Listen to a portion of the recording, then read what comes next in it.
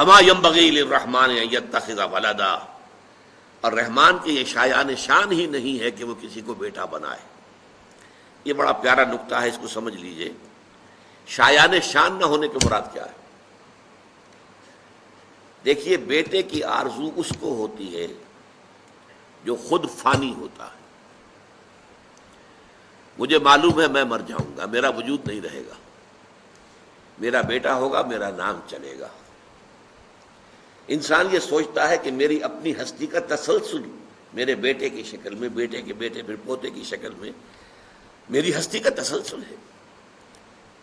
آخر ظاہر بات ہے کہ باپ کے نطفے سے بیٹا پیدا ہوا، بیٹے کے نطفے سے پوتا پیدا، وہ تسلسل تو ہے نا، وہ تسلسل ذات کا موجود ہے۔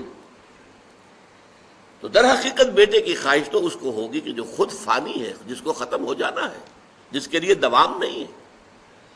اللہ تعالیٰ کے لیے تو دوام ہے، ہمیشہ ہمیش، ہمیشہ ہمیش، ہمیشہ ہمیش۔ اس سے کسی بیٹے کی خواہش کیسے ہو جائے گی؟